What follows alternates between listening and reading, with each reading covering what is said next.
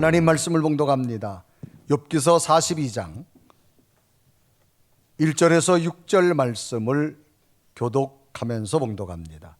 욥이 여호와께 대답하여 이르되 주께서는 못하실 일이 없사오며 무슨 계획이든지 못 이루실 것이 없는 줄 아오니 무지한 말로 이치를 가르치는 자가 누구이니까. 나는 깨닫지도 못한 일을 말하였고 스스로 알 수도 없고 헤아리기도 어려운 일을 말하였나이다. 내가 말하겠사오니 주는 들으시고 내가 주께 묻겠사오니 주여 내게 알게 하옵소서. 내가 주께 대하여 귀로 듣기만 하였사오나 이제는 눈으로 주를 배옵나이다. 그러므로 내가 스스로 거두어 드리고 티끌과 제 가운데에서 회개하나이다. 아멘. 오늘 예배하는 여러분에게 하늘의 위로와 치유와 능력이 함께하기를 주님의 이름으로 축복합니다. 자, 우리 옆에 계신 분 한 주간 동안에 만났는데 건강해서 감사합니다. 만나서 반갑습니다. 옆 사람을 쳐다보고 함성과 함께 박수로 합니다. 자, 박수는 상대가 기절할 때까지 해주는 겁니다. 자, 가장 기쁜 얼굴로 또 오늘도 가정의 세배분들을 위해서 여러분 목소리가 들릴 정도로 함성과 함께 박수! 가정에서도 박수! 가정의 소리가 들려야 됩니다. 살아있는 기쁨인 줄로 믿습니다. 세계 여러 나라마다 고유의 언어를 가지고 있습니다. 그 언어를 표현하는 문자, 고유의 그 모국의 글이 있게 되어지지요. 우리나라 한글이라는 표현을 가지고 우리는 쓰게 되는데, 한글의 좋은 것이 뭐냐? 우리는 형용사를 무궁무진하게 쓸 수 있어요. 자, 빨갛다 그러면 여러 가지가 많지요. 뻘겋다, 시뻘겋다, 뻘거죽죽하다. 하여튼 뭐 얼마든지 이 한글의 좋은 점이 형용사를 굉장히 많이 쓸 수 있는 것은 세계 한글밖에 없습니다. 그러면 여러분, 우리가 한글을 쓸 수 있는 거 자랑으로 얘기해야 됩니다. 우리 가까운 중국에는 한자라고는 쓰지요. 한자는 뜻을 많이 가지고 있습니다. 그래서 그 뜻을 한자 하나하나에 담겨진 뜻들이 굉장히 많이 되어지고, 특별히 한자 하나하나를 모으면 여러 가지 수거를 만들어서 깊은 의미의 뜻을 나타나게 되어지기도 합니다. 한자에 보면 하로동선이라고 하는 한자 수거가 있습니다. 이 하로동선은 여름의 화로와 겨울의 부채란 뜻으로 아무 소용 없다라고 하는 말의 뜻입니다. 여름의 화로와 겨울의 부채라는 뜻으로 아무 소용이 없다는 말의 뜻으로서 철에 맞지 않거나 쓸모없는 경우를 일컫는 말을 한자로 하로동선이라고 하는 수거를 씁니다. 한 사람이 무더운 여름날 자신과 가까운 분에게 아주 불이 훨훨 타는 화로를 선물했습니다. 얼마 후에 그 선물이 마음에 들었느냐고 물었습니다. 그러자 그 사람이 말하길, 여보게 무더위에 화로가 무슨 소용이 있냐 하면서 오히려 화를 냈습니다. 그 계절이 바뀌었습니다. 겨울이 됐습니다. 이번에는 그 사람에게 겨울에 시원하게 바람을 일으키는 부채를 선물했습니다. 그리고 또 묻습니다. 마음에 드십니까? 라고 물었습니다. 그러니까 들려오는 소리가, 이 사람아, 겨울의 부채가 무슨 소용이 있겠나? 선물을 하려면 여름의 부채를 하고 겨울에 화로를 해야지. 겨울에 부채가 무슨 소용이 있고 여름에 화로가 무슨 소용이 있겠나? 라며 오히려 짜증을 냈습니다. 이번엔 다른 사람에게 또 선물합니다. 여름에 화로를 선물했고 겨울에 부채를 선물했습니다. 그리고 똑같이 물었습니다. 마음에 드십니까? 라고 했습니다. 그런데 그 사람의 대답은 달랐습니다. 여보게 참 고맙네. 내가 정말 잘 사용하고 있다네. 정말 고맙네. 라고 하는 대답이었습니다. 깜짝 놀랐습니다. 아니, 여름에 화로를 또 겨울에 부채를 어떻게 쓰고 계시는지요? 라고 또 반문하게 됩니다. 여보게, 화로는 여름 장마 때 젖은 물건과 옷을 말리는 데 사용하고 부채는 겨울에 불 지피는 데 잘 쓰고 있다네. 나한테 화로와 부채를 선물해서 참 고맙네 라고 말하는 겁니다. 참으로 감동의 답변이었습니다. 똑같은 것도 어떻게 받아들이냐가 매우 중요한 것을 의미하고 있는 이야기입니다. 매일 내리는 맑은 아침 이슬도 독사가 먹으면 사람을 죽이는 독이 되지만 젖소가 먹으면 유익한 우유가 되어집니다.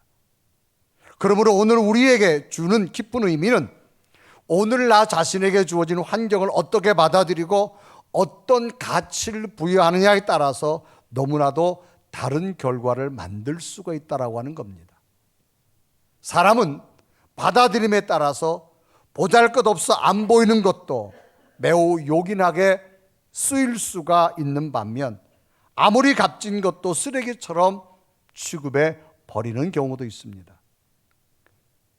우리는 오늘이라는 시간을 살아가고 있습니다. 오늘 아침에 눈을 뜨면서 여러분 어떤 마음으로 하루를 시작했을까요? 오늘 하루는 어제 병원에서 그렇게 살고 싶어 했던 하루를 오늘 우리는 살고 있는 겁니다. 그렇다면 오늘 우리에게 주신 하루는 기쁨이요 감사요 은혜의 하루가 되어야 될 줄 믿습니다. 우리의 일상생활 속에서도 우리는 고정관념을 바꾸고 긍정적인 생각으로 받아들일 수 있다면 여름의 난로와 겨울 부채, 하로 동선도 그 용도가 매우 좋을 수 있다는 교훈을 우리는 받아들일 수가 있습니다. 오늘 성경도 지난주에서 욥이라고 하는 특별한 사람의 이름을 소개합니다. 이 사람이 사는 곳은 우스 땅에 살고 있고 인성적으로 반듯하며 신앙적으로도 하나님을 경외하며 악에서 떠난 사람이다 라고 소개합니다. 그래서 욥기서 1장 1절은 기록하죠. 우스 땅에 욥이라 불리는 사람이 있었는데 그 사람은 온전하고 정직하여 하나님을 경외하며 악에서 떠난 자니라 라고 말합니다. 특징 중에 하나는 우스 땅은 이스라엘 땅이 아니라 이방 땅입니다. 하나님을 믿지 않는 땅입니다. 그런데도 어떻게 정직한 삶을 살 수 있고 신앙의 하나님의 온전한 중심의 삶을 살 수 있었을까라고 하는 겁니다. 여기에 대한 답변은 욥은 하나님에 대해서 최선을 다한 사람이었다. 최선이란 말은 온 정성과 힘을 다한다는 말입니다. 그러니까 욥은 하나님을 위해서라면, 하나님 앞에 자신을 세우기 위해서라면 늘 최선을 다한 사람이었다. 욥이 하는 일은 가축이었습니다. 가축기는 일이었습니다. 이때는 가축이 경제입니다. 경제적으로 많은 소유를 가지고 있는 사람이었습니다. 또 종도 많았습니다. 이런 경제적인 가축이 많아져서 오늘 성경은 뭐라 말하는 거 아주 훌륭한 자였다 그렇게 말합니다. 그러면 욥이 하루아침에 가축이 많아졌을까? 그렇지 않습니다. 욥은 가축 기르는 일을 위해서 최선을 다한 사람 중에 하나입니다. 남이 쉴 때 땀 흘리게 되어졌고 남이 잘 때 일찍 일어나서 열심히 가축을 길렀을 때 가축이 많이 경제적인 부를 이루게 되어졌습니다. 그래서 욥기서 1장 3절은 기록하죠. 그의 소유물은 양이 7,000마리요 낙타가 3,000마리요 소가 500결이요 암나귀가 500마리며 종도 많이 있었으니 이 사람은 동방 사람 중에 가장 훌륭한 자라. 또 욥은 가정적으로 아주 다복한 가정이었습니다. 아내와 10명의 자녀를 두고 잘 키운 가정 중에 하나입니다. 특히 자녀들을 믿음 안에 더 잘 키우기 위해서 자녀들이 컸지만 그 자녀들을 위해서 최선을 다해서 욥이 하나님 앞에 기도하며 또 잔칫날이 지나고 나면 자녀들이 혹시라도 죄를 범하였을까 봐 그 자녀들의 죄를 사해주기 위해서 10명의 자녀들 이름으로 각각 제단에 제물을 드리고 하나님 앞에 대신 부모가 기도 드려진 그런 모습이었습니다. 그래서 욥기서 1장 5절은 기록하죠. 그들이 차례대로 잔치를 끝내면 욥이 그들을 불러다가 성결하게 하되 아침에 일어나서 그들의 명수대로 번제를 드렸으니 이는 욥이 말하기를 혹시 내 아들들이 죄를 범하여 마음으로 하나님을 욕되게 하였을까 함이라. 욥의 행위가 항상 이러하였더라 라고 말합니다. 그러니까 자녀들을 반듯하고 믿음 가운데 거하기 위해서 최선을 다한 부모 중에 하나입니다. 그래서 후에는 하나님께서 욥의 자녀들을 세워줬다고 기록합니다. 당시는 아들, 굉장히 귀중한 선호 사상입니다. 그래서 아들에게만 기업을 줌에도 불구하고 딸들에게까지 기업을 주어서 자녀들이 다복하게 잘 성장되어졌다라고는 기록합니다. 그리고 욥기서 42장 15절은 기록하지요. 모든 땅에서 욥의 딸들처럼 아리따운 여자가 없었더라. 그들의 아버지와 그들에게 그들의 오라비처럼 기업을 주었더라라고 기록합니다. 욥이란 이름이 소개되면서 특별한 의미도 없습니다. 인성도 믿음도 가정과 자녀들도 또 경제적으로도 심지어는 가면 갈수록 더 잘 되는 하나님의 복을 받았다라고 성경 기록합니다. 그리고 욥기서 42장 12절에 기록합니다. 여호와께서 욥의 말년에 욥에게 처음보다 더 복을 주시니라고 기록합니다.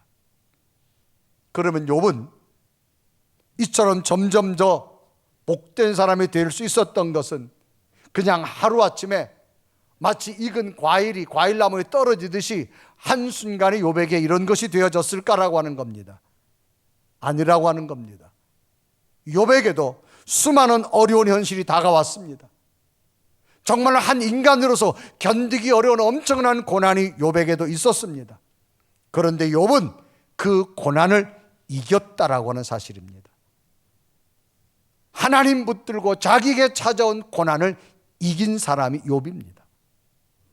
당시 욥의 믿음이 얼마나 훌륭했든지 하루는 사탄이 찾아와서 욥의 믿음을 시험코자 하나님도 허락을 받습니다.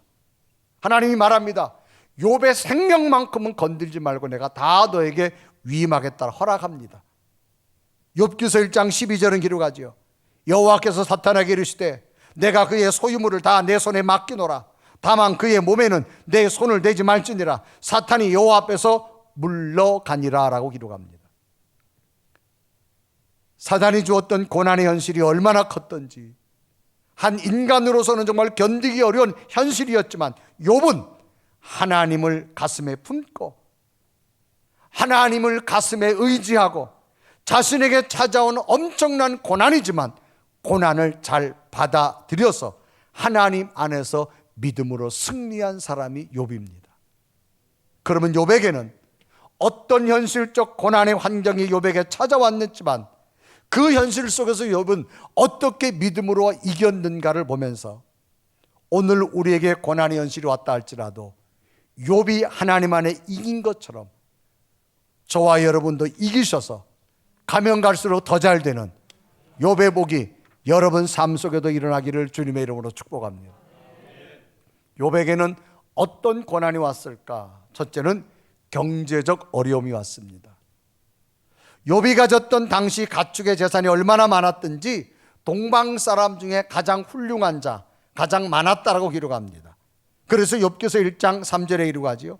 그의 소유물은 양이 7,000마리와 낙타가 3,000마리요 소가 500결이요 암나귀가 500마리며 종도 많이 있었으니 이 사람은 동방 사람 중에 가장 훌륭한 자라라고 기록합니다.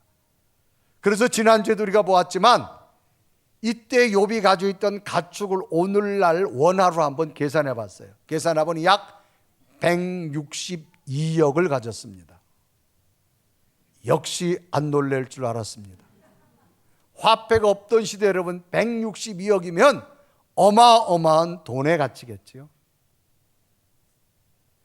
그런데 욥이 하루아침에 이 많은 경제가 다 없어집니다.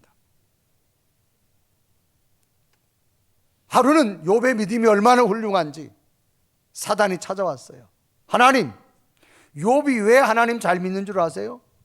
하나님이 저렇게 복을 주니 된 거 아니에요? 돈 잘 벌게 해주니까 욥이 하나님 잘 믿는 거지 욥이 무슨 이유 때문에 하나님 잘 믿겠어요? 라고 사단이 욥의 믿음을 시기해서 하나님이 와서 한번 물어봅니다. 그리고 욥기서 1장 9절은 기록하지요. 사단이 여호와께 대답하여 이르되 욥이 어찌 까닭 없이 하나님을 경외하리까? 욥이 저렇게 하나님을 잘 믿는 건 하나님이 욥이 돈 잘 벌게 해줘서 그런 거예요? 가축이 잘 되게 해줘서 그런 거예요? 무슨 까닭이 없겠어요? 하나님께서 그냥 욥이 가축이 잘 되고 그저 소유물도 풍부하게 하고 그것 때문에 욥이 하나님 잘 믿는 거 아닙니까? 사단이 그렇게 이야기합니다. 그리고 욥기서 1장 10절에 또 넘어가 보면 주께서 그의 집과 그의 모든 소유물을 울타리로 두르심 때문이 아니니까 주께서 그의 손으로 하는 말을 복되게 하사 그의 소유물이 땅에 넘치게 하였기 때문이다. 오늘날 말하면 하나님이 돈 잘 벌게 해줘서 됐다는 거예요. 그러니까 욥이 하나님 잘 믿는다는 거예요. 그러자 하나님께서 사탄에게 말합니다. 그러면 내가 욥의 모든 경제, 소유물을 내 손에 맡기겠다. 네가 그거 한번 없애보아라, 그런 얘기예요. 그리고 욥기서 1장 12절에 이렇게 합니다. 여호와께서 사탄에게 이르되 내가 그의 소유물을 다 내 손에 맡기노라 그랬습니다. 이제 사단의 실력이 등장합니다. 욥의 재산이 하루아침에 없어지게 만듭니다. 하루는 들에 나가 있는데 스바 사람들이 들어와서 밭 갈고 있는 소와 불 뜯고 있는 나귀를 모두 빼앗아 가고, 하늘에서 불이 떨어져 양이 모두 죽고, 갈대아 사람들이 와서 낙타를 모두 빼앗고 많은 종들도 죽이게 됩니다. 하루아침에 그 많던 가축과 종이 다 없어집니다. 이때 장면을 욥기서 17장은 기록하죠. 17절은 기록합니다. 그가 아직 말하는 동안에 또 한 사람이 와서 아뢰되 갈대아 사람이 새 무리를 지어 갑자기 낙타에게 달려들어 그것을 빼앗았으며 칼로 종들을 죽였나이다. 나만 홀로 피하여 있으므로 주인께 아래로 왔나이다.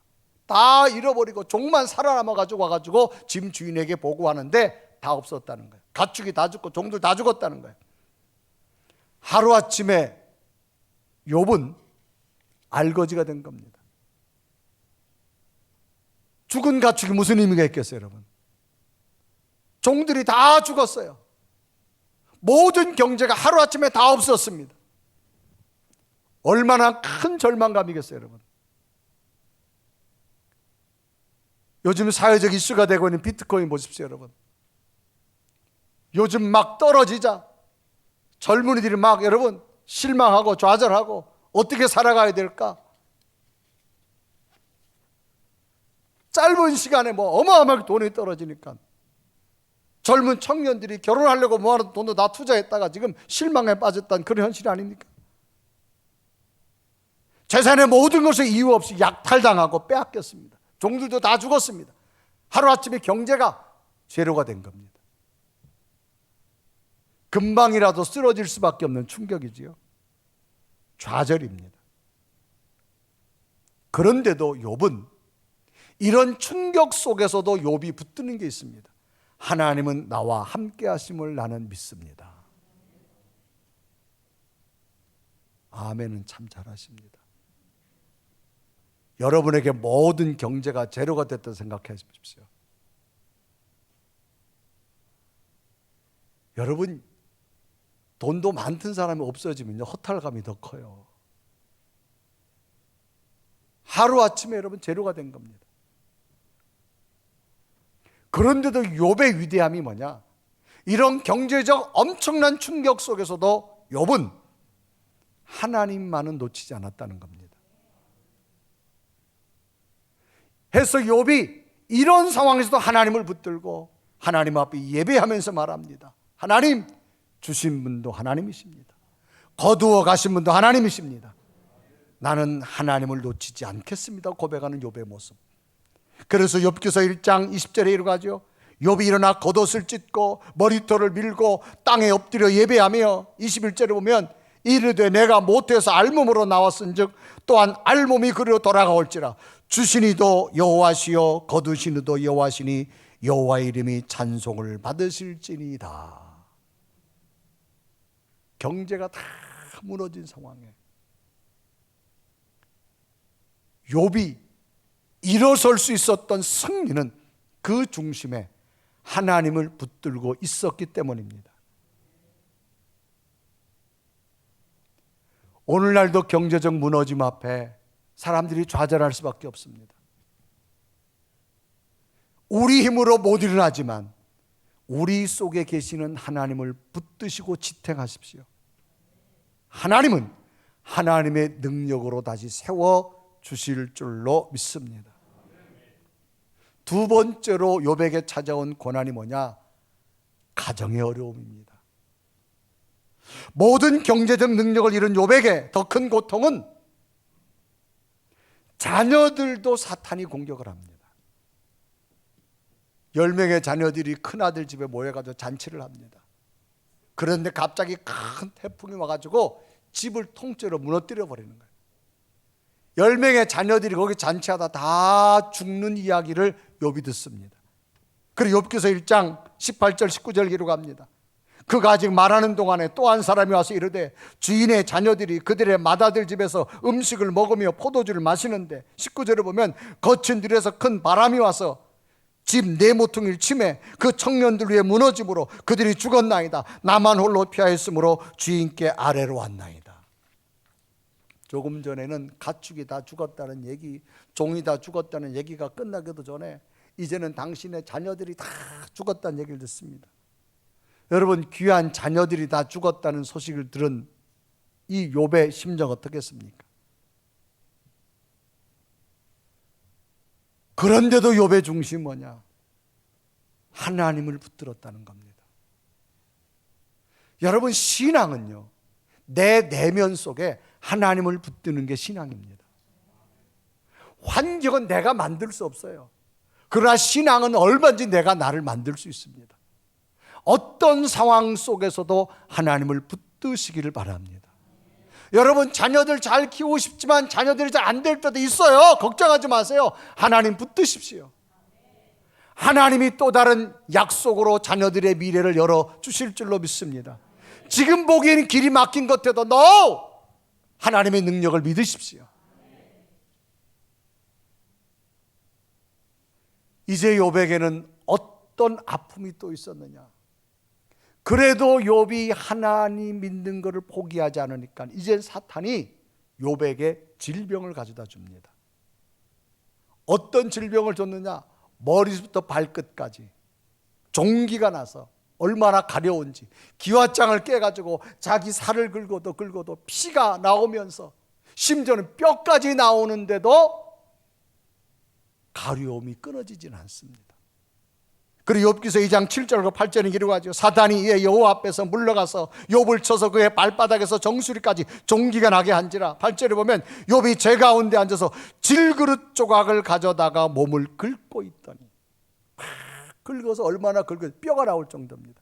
그런데도 시원함이 없어요. 한 가정에 자녀들에게 아픔이 온 이 고난, 자기 몸에 질병이 와서 어떻게 살아가야 될까, 아픔을 경험해야 될 이 고난, 무너질 수밖에 없는 절망적 상황입니다. 그런데도 욥의 고백은 나는 하나님 안에서 나를 세웁니다. 하나님이 내 속에 계십니다. 그 고백이 놓쳐지질 않는 거예요. 그리고 욥기서 1장 22절에 이라고 합니다. 이 모든 일에 욥이 범죄하지 아니하고 하나님을 향하여 원망하지 아니한지라. 범죄하지 않았다는 얘기는 하나님 말씀을 떠나지 않았다는 얘기예요. 원망하지 않았다는 얘기는 뭐예요? 자기 잘못은 없고 주위 환경 때문에 불평하는 일이 없었다 그 말이에요. 왜? 그 속에 하나님이 있으니까.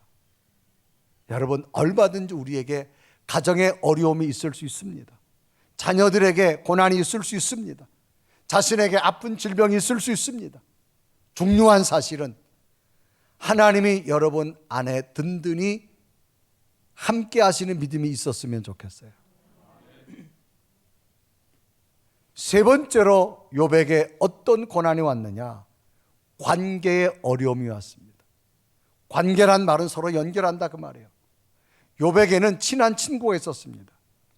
욥이 고난당하고 있다고 하는 소식을 듣고 친구들이 이제 위문하러 온 겁니다. 그런데 욥의 모습을 보는 순간 놀랐어요. 욥이 얼마나 질병에 들고 고통 가운데인지 얼굴이 몸이 말이 아니에요.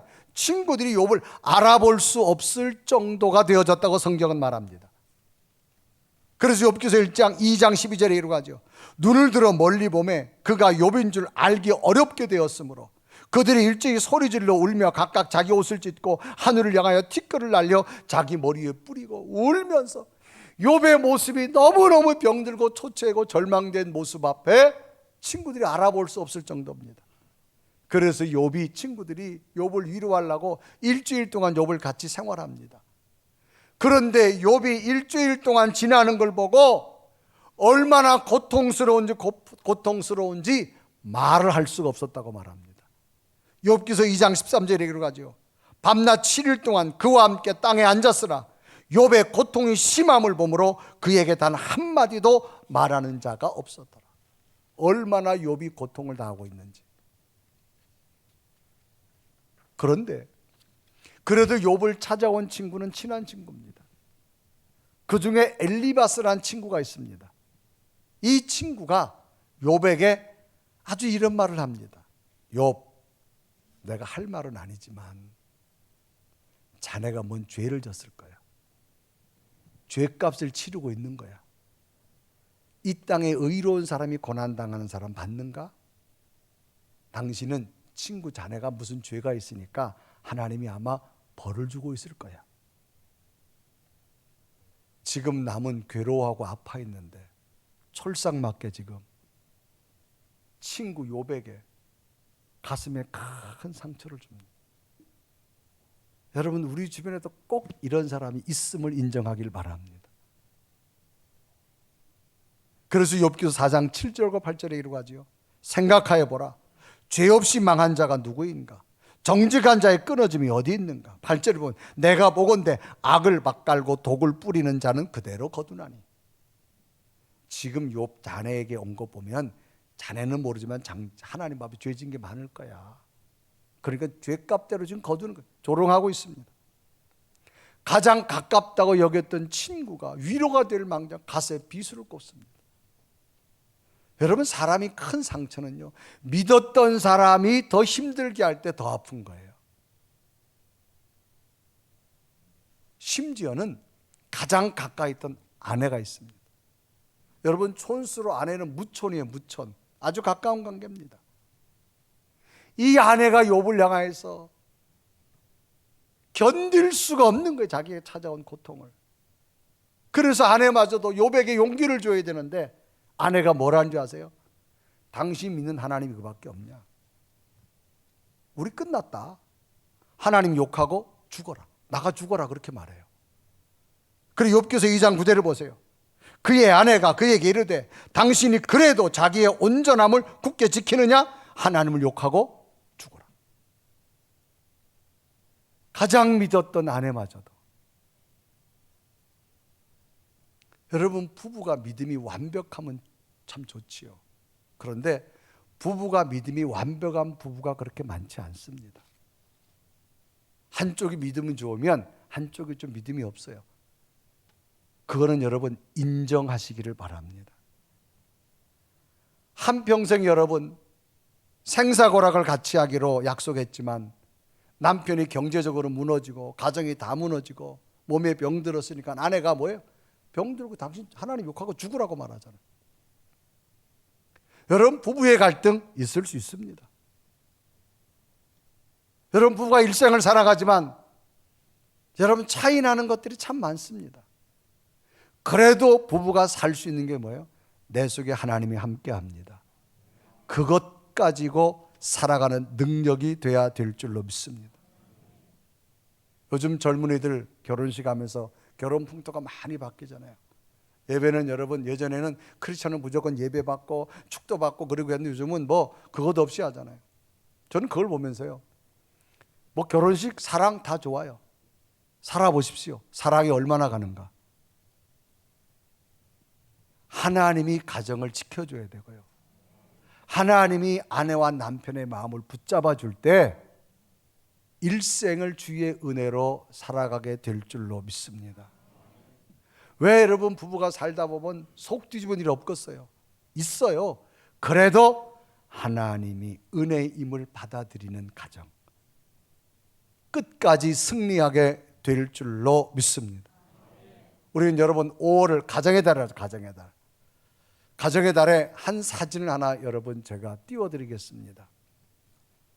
이 사진은 1950년 9월 달에 아내를 놓고 피난 가는 남편의 사진입니다. 지게에다 얹고 지금 피난을 가고 있어요. 그런데 시계 위에 있는 아내는 시각장애인입니다. 앞을 보지 못하는 사람입니다. 그래서 자기가 지게에 지고, 여러분 피난 간다는 얘기는 살 길을 찾아가는 거예요. 피난 행렬이 얼마나 많습니까? 자기 혼자 살고 가기에도 여러분 살까 말까 하는데 지게에다 지고 가는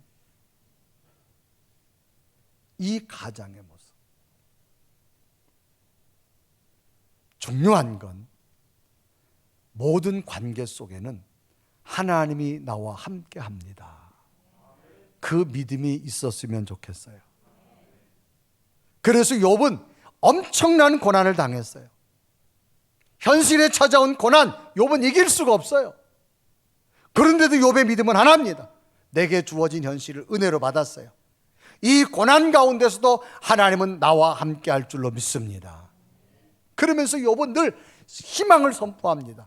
그리고 욥기서 42장 2절 다 같이 읽습니다. 시작. 주께서는 못하실 일이 없사오며 무슨 계획이든지 못 이루실 길이 없는 줄 아오니. 여러분, 어떤 절망이 여러분에게 현실에 좀 찾아왔다 할지라도 하나님이 여러분 속에 함께 하시면 그 하나님 때문에 희망을 말하세요. 하나님은 믿음으로 선포한 자에게 그대로 만들어 주실 줄로 믿습니다.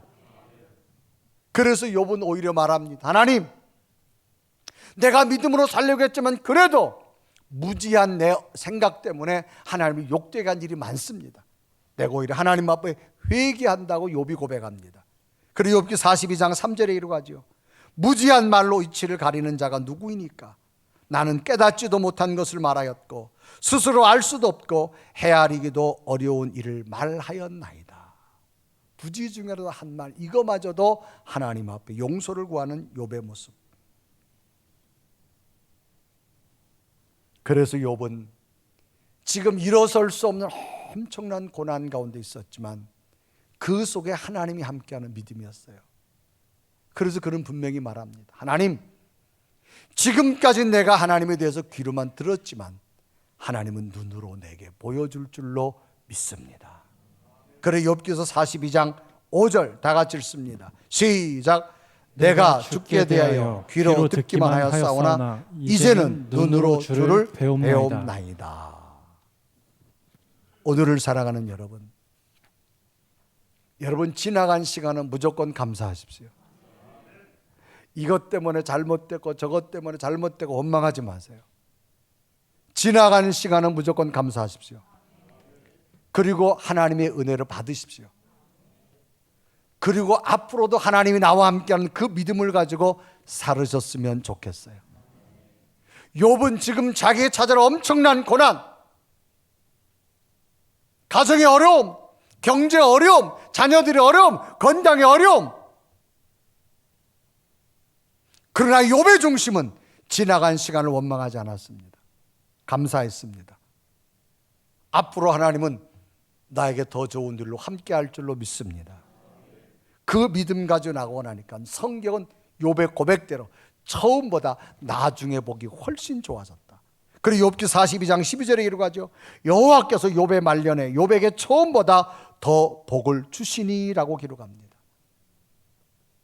오늘을 살아간 여러분, 주어진 환경 내가 바꿀 수 없습니다. 그러나 내 속에 내 믿음은 내가 충분히 지킬 수 있습니다. 여러분 지나간 시간까지 어떤 일이 있었다 할지라도 거기에 얽매이지 마세요.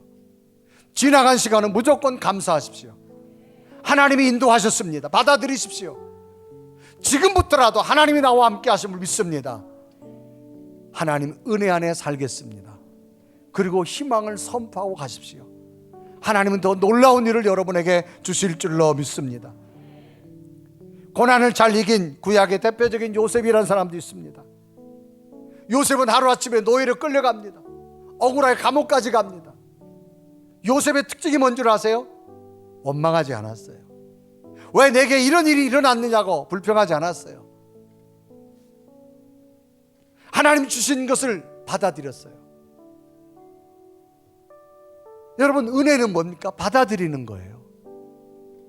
그 받아들임을 하나님의 말씀과 하나님이 나와 함께하는 걸 받아들이고 나면 새로운 길이 보여지기 시작합니다. 후에 요셉을 애굽의 총리들을 세워서 그의 가족과 형제와 민족을 세우게 되어져서 욥이 후에 고백합니다. 내가 이렇게 된 것 내 뜻이 아니었고 하나님의 은혜였다고 말합니다. 그리고 욥기 45장 8절에 이르가지요. 그런즉 나를 이리로 보낸 이는 당신들이 아니요 하나님이시라. 하나님이 나를 바로에게 아버지로 삼으시고 그 온 집의 주로 삼으시며 애굽 온 땅의 통치자로 삼으셨나이다. 하나님이 하셨다는 겁니다. 오늘 우리에게 필요한 믿음이 뭘까요? 어떤 환경 속에서도 욥처럼 하나님은 나와 함께 하실 줄로 믿습니다. 지나간 시간은 무조건 감사하십시오. 이것 때문에 잘못되고 저것 때문에 잘못된 것이 아니에요. 받아들이십시오. 하나님은 더 놀라운 일을 이루시려고 내 생애까지 지금까지 함께 하신 하나님, 지금 하나님 붙들겠습니다. 놀라운 일들을 이루어 주실 줄로 믿습니다.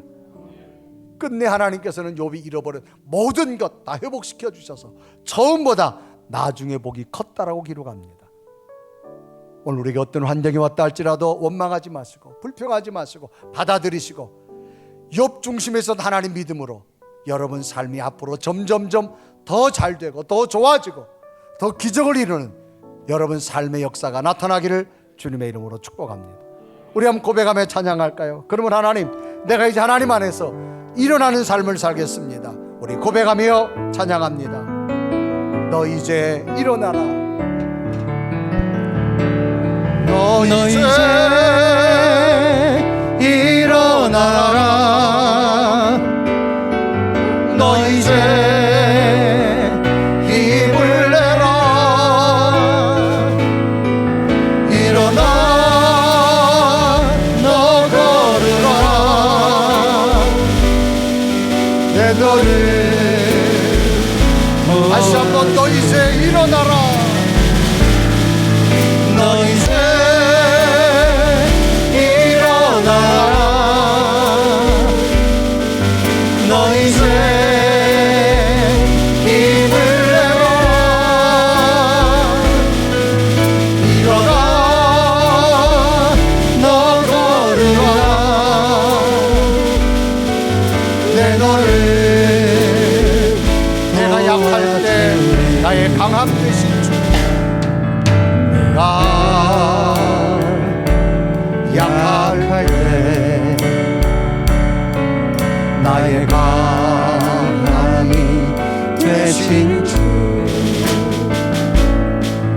때때로 넘어질 때 내게 새 힘을 주시네. 내 너를 도와주리. 내 너를 건지리. 너 이제 일어나라. 아멘. 너 이제 힘을 내라. 일어나 너 걸으라. 내 너를 도와주리. 우리 다 같이 두 눈을 감으시고, 우리는 갑자기 찾아오는 어려운 현실 앞에 어찌할 수 없어서 한숨과 근심과 염려일 수밖에 없습니다. 마치 욥이 당했던 큰 환난에 있는 모습과도 같습니다. 경제적으로 모든 걸 잃었고, 가정적으로 힘들었고, 자녀들로 힘들었고, 아내와 힘들었고, 친구와 힘들었고, 나 혼자 어쩔 수 없는 절망 가운데 욥은 섰습니다. 그런데도 욥은 그 현실을 받아들였습니다. 원망하지 않았습니다. 주신 자도 하나님, 거두어 가신 자도 하나님. 이 가운데 내가 하나님을 찾고 원망하지 않겠습니다. 분명한 사실은 이 고난 가운데서 이기고 나면 하나님은 새로운 길을 주실 줄로 믿습니다. 그 욥의 고백이 우리의 고백이 되어졌으면 좋겠습니다. 지나간 순간 여러분 어떤 모습으로 찾아왔다 할지라도 감사하십시오. 나는 이것 때문에 안 됐고 저것 때문에 안 됐고 원망하지 마십시오. 이것 때문에 가정이 힘들었고 저것 때문에 자녀들이 힘들었고 원망하지 마십시오. 하나님이 만들어주신 거 받아들이십시오. 이제부터 하나님이 더 놀라운 일을 나를 통하여 이루어 주실 줄로 믿습니다. 그 믿음 붙들고 나아갈 때 내 중심에 나를 믿음으로 세우신다면, 일어설 수만 있다면 하나님은 또 다른 우리가 알지 못하는 새로운 기적, 점점 더 좋아지는 은혜를 주실 줄로 믿습니다. 하나님, 욥처럼 하나님 붙들고 내가 일어설 수 있는 믿음 되게 하여 주시옵소서. 그런 고백이 내 마음속에 넘쳐나게 해달라고 간절히 고백하며 기도드립니다. 살아계신 하나님, 오늘도 주 앞 예배 너 이제 주의 말씀을 듣고 하나님 앞에 일어나라. 너 이제 힘을 내라. 일어나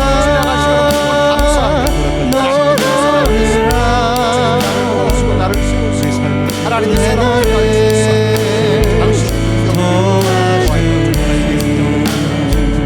살아계신 하나님, 오늘도 주의 말씀을 듣고 내 마음속에 결단이 기도가 나의 고백처럼 나오게 하신 하나님 감사합니다.